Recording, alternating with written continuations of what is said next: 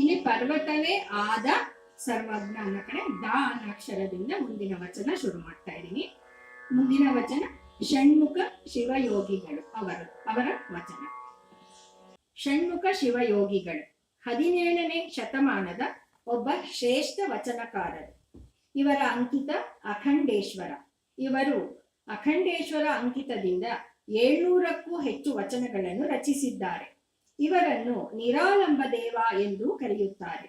ವಚನಗಳು, ಷಟ್ಪದಿಗಳು, ಚೌಪದಿಗಳು ಮತ್ತು ಸ್ತೋತ್ರಗಳನ್ನು ರಚಿಸಿದ್ದಾರೆ. ಈಗ ದ ಅಕ್ಷರದಿಂದ ಷಣ್ಮುಖ ಶಿವಯೋಗಿಗಳ ವಚನ.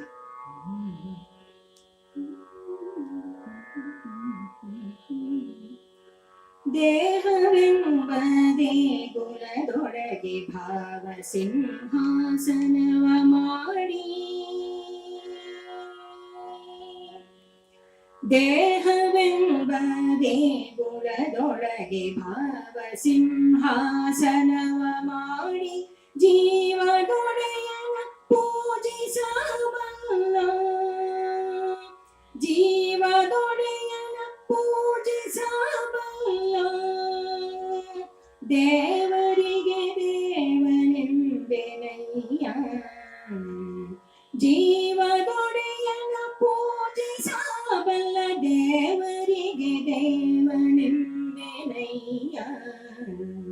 ಅಖಂಡೇಶ್ವರ ಅಖಂಡೇಶ್ವರ ಅಖಂಡೇಶ್ವರ.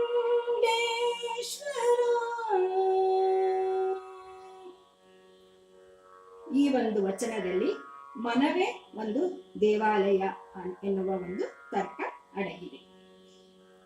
ಈಗ ಮುಂದಿನ ವಚನ ಕಪಿಲ ಸಿದ್ದೇಶ್ವರ ಅವರದ್ದು.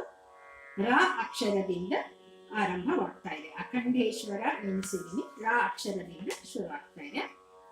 ಕನ್ನಡ ಶರಣ ಸಾಹಿತ್ಯದ ಒಬ್ಬ ಪ್ರಮುಖ ಕವಿ, ವಚನಕಾರ ಹಾಗೂ ಸಂಕಲನಕಾರರು ಕಪಿಲ ಸಿದ್ದೇಶ್ವರರು. ಇವರ ಅಂಕಿತ ಕಪಿಲ ಸಿದ್ಧ ಮಲ್ಲಿಕಾರ್ಜುನ. ಪ್ರಸಿದ್ಧ ಕೃತಿ ಸೂಕ್ತಿ ಸುಧಾರ್ಣವ.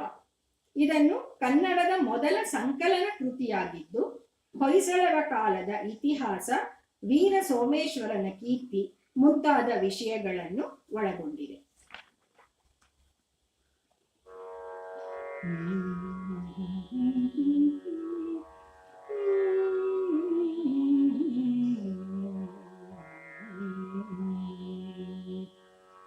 ರುದ್ರಂಗೆ ಪಾರ್ವತಿಯು, ವಿಷ್ಣುವಿಗೆ ಲಕ್ಷ್ಮಿಯು, ಬ್ರಹ್ಮಂಗೆ ಸರಸ್ವತಿಯು, ಮತ್ತೆ ತೃಣದಶನದ ಫಲದ ಆಹಾರದವರ ಸುತ್ತಮುತ್ತಿತ್ತು ನೋಡ ಮಾಯೆ.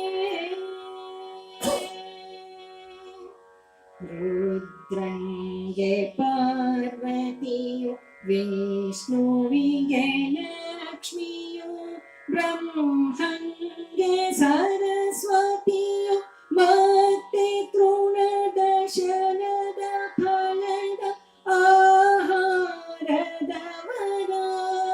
ಸುತ್ತಮುತ್ತಿತ್ತು ನೋಡ ಮಾಯೆ. ಸಪ್ತಧಾತುವ ಮೀರಿ ಪಂಚಭೂತವ ಜನಿದ, ಸಪ್ತಧಾತುವ ಮೀರಿ ಪಂಚಭೂತವ ಜನಿದ, ಶರಣರಿಗೆ ಓಡಿತು ಮಾಯೆ. ಕಪಿಲ ಸಿದ್ಧ ಮಲ್ಲಿಕಾರ್ಜುನ, ಶರಣರಿಗೆ ಓಡಿತು ಮಾಯೆ.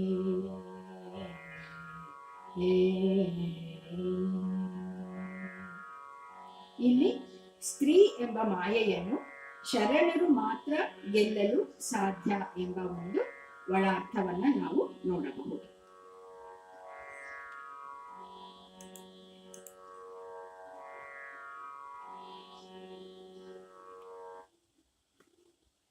ಇಲ್ಲಿ ಕಪಿಲ ಸಿದ್ಧ ಮಲ್ಲಿಕಾರ್ಜುನ ನಾ ಇಂದ ಎಂಡ್ ಆಗ್ತಾ ಇದೆ. ಮುಂದಿನ ವಚನ ಬಸವಣ್ಣನವರ ವಚನನ ನಾನು ಆರಿಸ್ಕೊಂಡಿದ್ದೀನಿ.